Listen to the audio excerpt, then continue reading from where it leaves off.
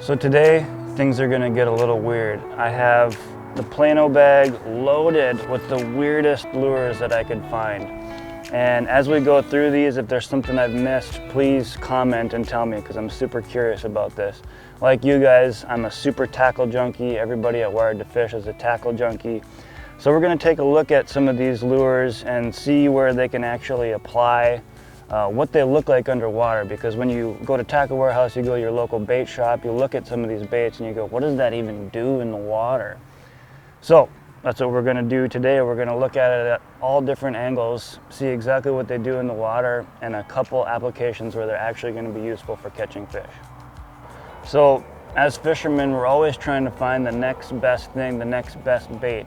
And I love how lure manufacturers are just pumping out these oddity baits, because you never know when one of them is gonna really stick and become, you know, a standard bait in some of our fishing. So it's always good to explore. You know, a lot of these baits are profiles that really don't get used across the country. So like I said, one of these baits could take off and be the next best thing. You're the guy fishing it. No pressure on these fish that have never seen these baits. So it's always good to explore. It might look weird, but you never know, you might stumble upon the next best thing. Okay, so the first bait we're gonna look at is the lunker hunt prop turtle. And I'm not saying you're ever gonna get on a turtle pattern, but that's not really the point. Like I said, this is just something different. To a fish, this is basically just gonna be another buzz bait. Those little legs in the back kick. This hook is obviously exposed, but it's up, so you can skate it over a little bit of open cover. And it's a pretty decent size. It's not like it's a big turtle or anything. So, like I said, we've all seen, or maybe we haven't seen, those Instagram pictures floating around of guys holding bass with turtles hanging out of their mouth. You know, bass swiping at turtles and stuff like that. Not entirely weedless, but that's okay, because when I'm thinking about fishing the turtle pattern, I'm gonna fish this around laydowns. So bass are often hanging out underneath laydowns, and what's hanging out on top of laydowns? Turtles, sunning themselves. So if you get into the time of year where maybe some of these turtles are, you know, around this profile, I can see a bass easily sitting under a log, something plunks in front of it, and before it even looks at it, takes a chomp at it. You know, that's kind of the point I want to make with a lot of these baits too, is that predator fish are opportunistic feeders. They don't really care what it is a lot of times. If it moves and it makes them mad in the right way at the right time, they're gonna eat it. Found some pretty weird things in fish's stomachs. So the lunker hunt prop turtle. All right, I know you guys have probably seen this one, lunker hunt phantom spider. And there's spiders all across the country. Some of them definitely do get this big. Like there's a fishing spider. There's actually a spider called a fishing spider that's this big or bigger, and they eat minnows, like they actually fish. So you could see this thing scurrying around on top of the water. Let's take it out of the package, tie it up, see what it does in the water, and check it out. All right, I'm kind of freaked out even putting my hand in here to pull the bait out. I don't really care for spiders. This one looks like a black widow. I feel like it's just gonna jump out at me. These little legs are just, I can hardly control them. They're just kicking around. So that's something different too. Like maybe you got a little bit of a ripple on the water. Those legs are gonna be kicking and creating a little bit of a different disturbance. So I'm just playing with this spider right now. It kind of looks like it's on a web, right? You know, if you're fishing somewhere where there's like overhanging trees, I don't know if you've ever cast it over a limb and kind of just let your bait hang there. And you know, one way to get it out of a limb without wrapping it up is actually to just let a fish eat it. A lot of times it'll bring it down, but this is like a spider. You can just pretend like you're easing down onto the water with it over a limb. Maybe that's something that spiders do and fish look for, but another way to be realistic with the bait. First impressions of the phantom spider. This isn't a bait that you're gonna put on your heavy frogging rod and try to bomb along cast and fish over slop. This is actually gonna be a little bit more of a subtle topwater presentation. And if you think about it, if you're actually trying to mimic a spider, spiders kind of skate across the surface of the water. So we're not trying to walk this bait, we're not trying to pop this bait or anything like that. We're kind of letting the legs do the action. If you're in a creepy crawly place where there's tons of spiders, you could definitely tie this up and probably catch some bass on top with it, but this is a unique and weird bait. There's guys on YouTube that have been catching fish on the Phantom Spider, so it definitely catches fish. And like I said, just another unique profile that you don't see every day. So I'm kind of sticking with the weedless topwater baits for now with this rod, given that we're kind of set up here in some pads and stuff. This is the live target field mouse. Bass definitely eat mice. Lots of things eat mice. They swim, fish eat them. I actually have a story. I was going to fish a lake, and this is in November. I was breaking ice to go out on a lake in an old rowboat. I flipped this old rowboat over, and here I am breaking ice in a rowboat. And I get to where I'm fishing. There's open water, a little bit of warm water there, and this mouse pops out of the seat and starts running along the gunnel of the boat, and then jumps in the water. And it's paddling its way to shore, and boom! The thing just gets hammered. So I have physically seen mice get eaten by bass. So we're gonna see if this looks like a mouse in the water. Then I'm gonna take it out of the package and throw it around a little bit. Okay, we got the live target field mouse tied up. Looks pretty good. We'll see how it casts. That's always an important thing with these baits, is their castability. Trying to be accurate, trying to cover a lot of water with topwaters a lot of time. But like I said, fish and bass definitely eat mice. And there's a certain time of year too, if you're a trout fisherman, brown trout get on a mouse pattern. A lot of guys spend a lot of time tying up custom mouse flies that are topwater baits. And I can see a big brown trout eating this. It's definitely the size of a mouse. Brown trout probably wouldn't have a problem eating this. So if you're a trout guy, maybe experiment with that too, but we're gonna check it out here right now. All right, so this little field mouse, like I said, when I was watching that mouse get eaten, it kind of just was like, you know, beelining across the surface. This thing walks like you wouldn't believe, like almost effortlessly. Really nice little walk on this thing. Not saying mice swim in a zigzag pattern, but this thing walks really nice. And for a small profile, it does cast pretty well. Looks exactly like a mouse, and I think you can fish it efficiently, so take a look at that one.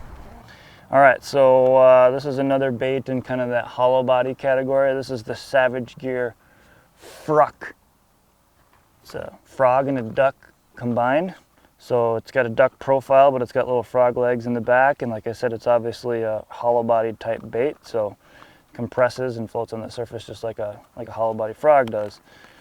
So we're gonna check this out. Everybody knows or should know that fish eat poor little baby ducklings, which is sad to watch, you know, but they do, and that's the way nature is. So we'll see how durable these little frog legs are. It's kind of interesting. Usually you've got a silicone skirt of some kind, and these are just rubber legs. So Savage Gear Fruck. We'll see what this thing does.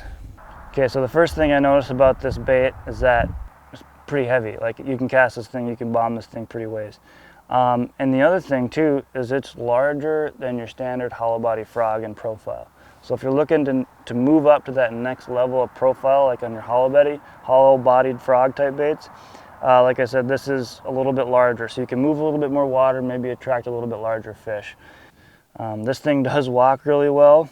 The other thing is, like, when I've seen baby ducklings on the surface, they kind of just stop. They kind of just like have these fast bursts, stop, and then go again. So I kind of tried to reel this thing, stop it, reel this thing and stop it to see if it kind of skated across the water like a baby duckling would. But like I said, this is good for when you want to cover a lot of water, bomb a cast, you can walk it really good, larger profile. And we'll have to put these baits to the test as far as their hookup ratio, but these are super sticky hooks on here.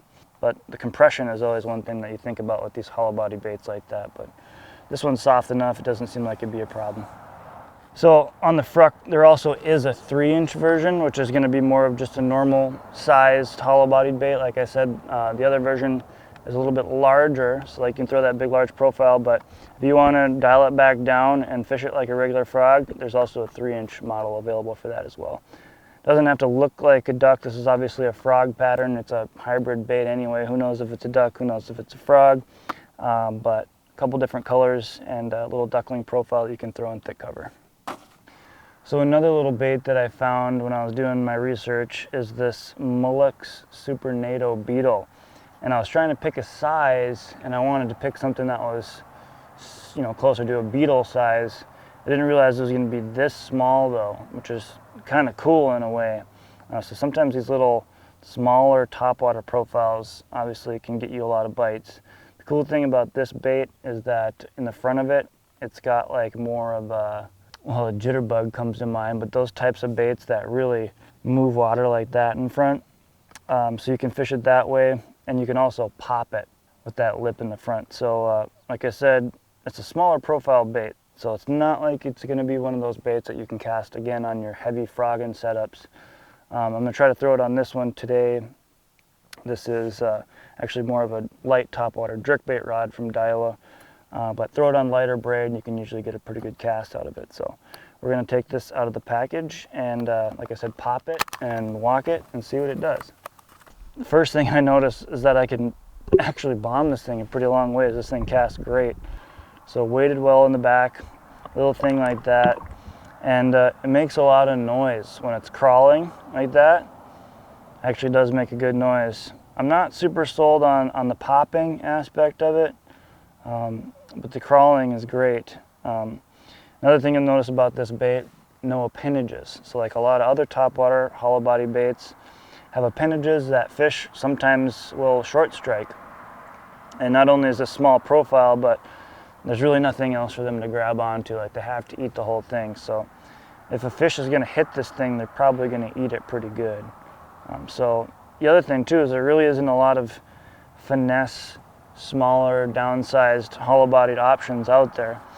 So you can fish this through vegetation, a little bit smaller profile. I can't see why this wouldn't get bitten either. So the Mulligan Supernato Beetle. All right, next bait we're going to look at is the Lunker Hunt Dragonfly. And if you've ever spent any time on water, you've definitely seen all kinds of fish chasing dragonflies. It's really fun to watch a dragonfly kind of buzzing around too close to the surface and then, you know, just boils and breaking underneath it, fish trying to catch it. One thing about dragonflies being a bug, they're a larger profile bug, you know, so they're actually like a suitable meal for a lot of bass. So this bait is a strange consistency, some kind of rubber, and you actually Texas rig this.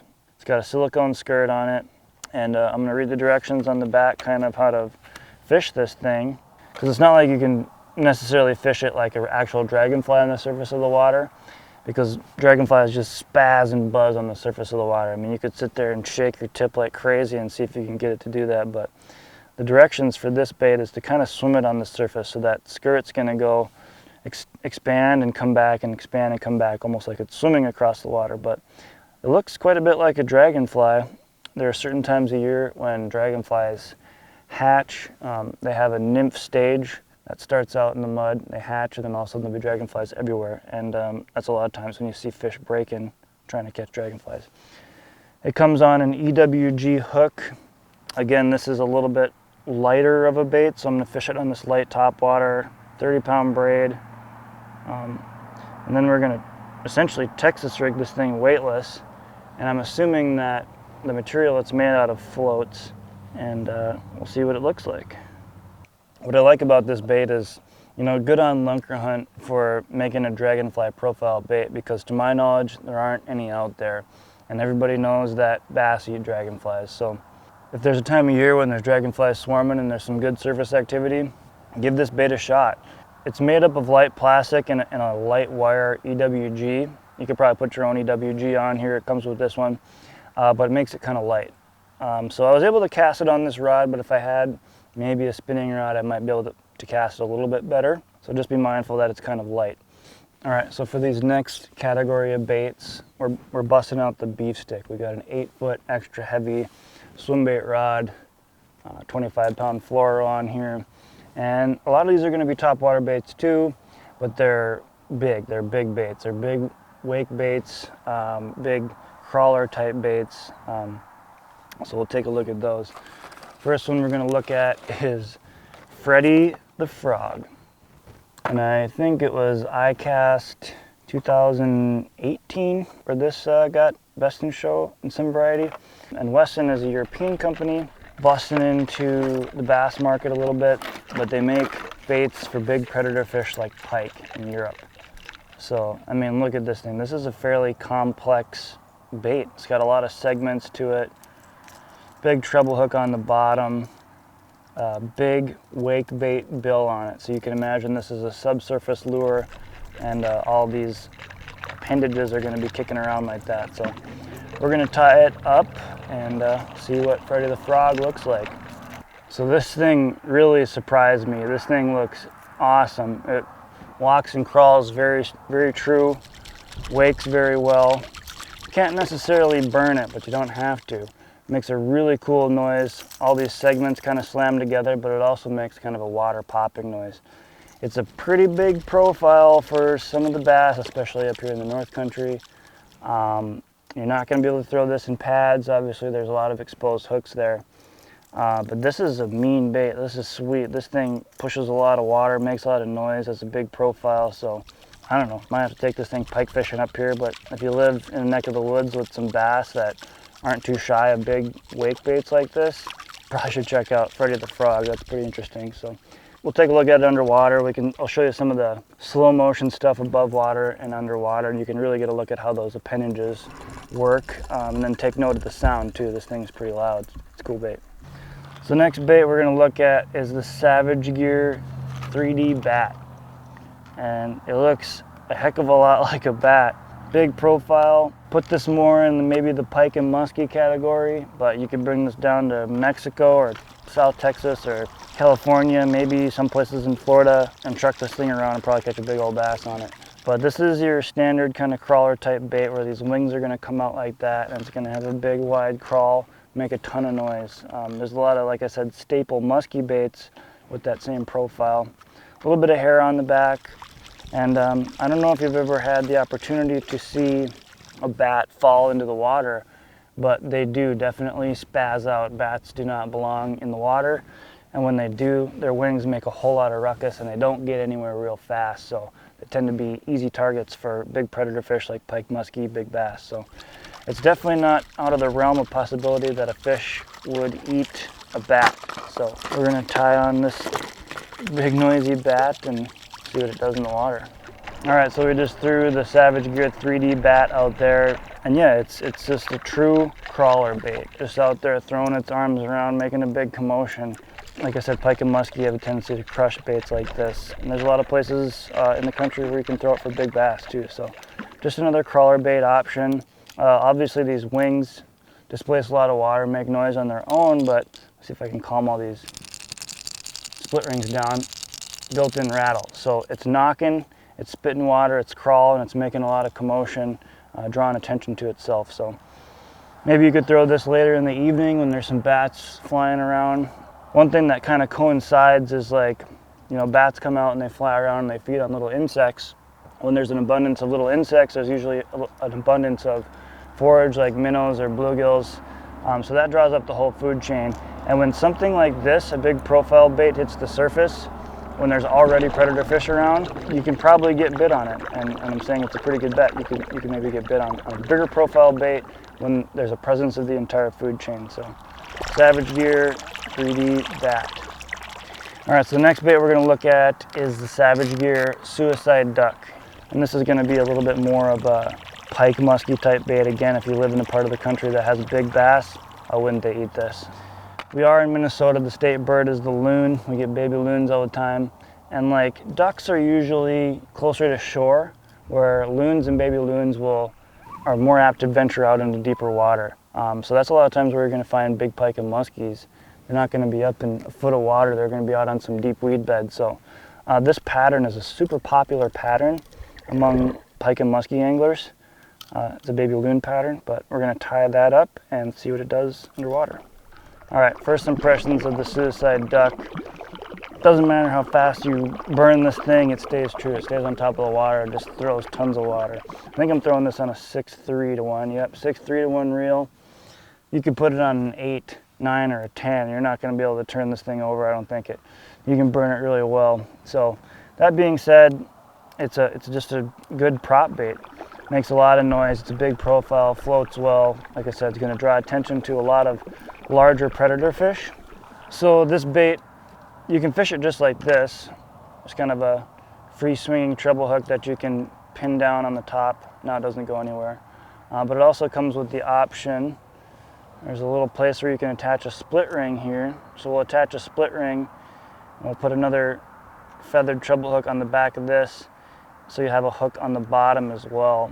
And usually the more hooks the better, but obviously if you look at it this way, now you can fish it through weeds a little bit because there's really nothing down here to catch you on weeds. So if you did want to fish this bait through a little bit of cover, lily pads, weeds, you can do that. If you want a better hookup ratio, fish it over open water, you can put a second treble hook on the bottom. The important thing with that is when you get bigger fish with bonier mouths and bigger, heavier lures, doing head shakes like that, they have the ability to throw the bait a lot. So it's really nice to have a hook that pops out, giving that bait some swivel room. Same thing with this extension that you can put on. Obviously you can clip it on the bottom like that. Once you hook a fish, it'll pop out like that. You can shake all over the place. So that's a good, thoughtful thing that Savage Gear did by making those hooks swivel. So I do have the smaller size suicide duck here rigged up. Same thing, hook pops out. I do have the extension rigged on that one, so you can kind of see how that works. Bass, pike, muskie, you can throw that thing all over the place, and they don't have leverage to lose the bait. But like I said, if you do have that thing hooked up, that big treble hook's going to be hanging down, a little bit tougher to fish in weeds and whatnot. But this is a good prop bait, throws a lot of water, super noisy, and it's a baby duck, baby loon profile that we all know fish will attack and eat. So check that out. Savage Gear snake, 3D snake. This is a wake bait as well. Look at all those segments. So you know that thing is really going to swim in an S shape like a snake does. And if you live anywhere in the country that has water, you've probably seen a snake swim. But these things swim a certain way on the water. They do draw attention to themselves, and fish do eat them. Fish definitely do eat snakes. I've also seen pictures floating around of snakes coming out of bass's throats, you know. So again, not all the realm of possibility, but we've also just got a strange profile that fish haven't seen a whole lot of. And so a lot of times if you throw something different behind the guy who's throwing something conventional, you might be the one getting bit. So let's take a look at the 3D snake, see what this looks like underwater. All right, so first impressions of this, I was actually kind of taken aback by it. It's pretty interesting. It's got a really tight swim, really nice wake to it. And if you think about it, a lot of guys fish 10-inch worms. What's the difference really, other than, you know, you're fishing a 10-inch worm a little bit deeper Texas rig, but bass are not afraid of profiles like this. Like I said, it's got a tight little S, and if you reel it slow, that S gets a little bit bigger. And if you'll notice here too, there's two different places for line ties. So yeah, this is a cool bait. Like I said, you get that tight waking action. It's a longer bodied bait. It's got two treble hooks on it, so hopefully there's room in there somewhere for those fish to get stuck on, but the hooks that it comes with are super sticky too. A lot of times fish come up and roll on topwater baits, and it's good to have those sticky hooks on there to get them. So this is the Savage Gear 3D Rad with a D. It is a rat, super realistic right down to the whiskers on the nose, which is pretty crazy. These baits definitely work. Like we were talking about with the live target field mouse, this profile is definitely valid in the fish world. Fish eat mice, they eat rats, and people definitely catch fish on the bigger profile ones. The way this is segmented, I am impressed by. It's durable because you don't want these things falling apart on you. So there's a little bit of like nylon in between there. That's going to hold it together really well. Got two big beefy treble hooks on there, a replaceable tail, and then just like the Savage Gear duck, there's a place where you can put an extension. You can put a treble hook on top here as well. So you can take these hooks off, fish it through a little bit more cover, and you still got a hook on top there that isn't exposed to weeds. So let's take a look at the Savage Gear 3D Rad. Looks exactly like a rat. It's unbelievable, right down to these little feet, these little rubber feet kicking around down there. The tail, huge S on that tail, swims nice and true with the body. So if you're looking for a big wake bait profile that looks a lot like a rat, this is a great option. Like I said, Spro BB1's been around for a while, another great bait, but don't discount the rat profile when you're looking for a big bite. Like I said, comes in a variety of sizes. You can downsize and use a smaller one. You could tie it right to the bill, like I said. Look at that underwater. That's more of a, right on the surface, subsurface kind of thing. Or if you tie it right to the nose, it dives a little bit. So it's a little bit more subsurface when you tie up higher on the nose, and it swims like crazy, like I said, even those feet. So pretty cool bait. All right, so the last bait that we're gonna look at is one of the oddest ones I could find. I'm super intrigued by this bait. It's the Matt Lures Dead Stick. And you know what you do with this bait? You cast it out and do nothing. You let it sit there and be a dead trout. It's a super soft body, incredibly soft body, so the waves kind of partake in that action. We've actually taken the liberty of catching a trout that I was going to eat and filming it dead in the water for you to see how realistic this bait actually is. It's actually pretty legitimate. If you are fishing western reservoirs that they stock trout in and grow very large bass, what'll happen is they'll stock the trout, the trout truck comes in, they dump the trout. Some of those trout don't make it. Those are the easiest targets for the biggest bass in the lake a lot of times. So basically the dinner bell goes off, all this fresh forage has been dumped into the lake, all these trout, and the ones that are dying or dead get eaten. Like I said, you cast it out, sit, wait, and watch it, which sounds kind of crazy, but if you're on that pattern, if you know when they're going to stock the lake, I don't see why you could catch a giant bass on this bait. So we'll show you what it looks like underwater. So it's going to sit there. Look how soft it is. Like I'm just holding it and these little fins are going by themselves. So if you imagine if you get some wave action on this thing, looks like a dead trout. But don't be tempted. Don't jerk it. Don't do anything with it. Just let it sit there and float. So we'll show you what that looks like compared to an actual dead 15-inch trout. Very realistic, very soft, super nice hooks on it. Big fish catcher in the West. All right guys, so we looked at as many of the goofiest baits that I could find out there on Tackle Warehouse, doing a little Google research. But like I said, if there's something I missed, if there's a super odd bait that you want to see underwater, please comment. I'll try to track it down and maybe we can look at it. But yeah, we looked at a couple of these baits. Like I said, a lot of them are ultra realistic, represent exactly what they're supposed to look like, but there's also some very valid applications for each of these baits. I mean, if you dumb it down, you think of this not as a rat, but it's just a really great wake bait, really great prop bait, really great hollow body bait, All these baits have a purpose, but they're all gonna be something a little bit different that a lot of people aren't throwing. And a lot of times, that's a difference maker, can definitely get you bit. So take a look at some of these weird baits. Like I said, comment below some of your favorite goofy baits. We'll take a look at those too.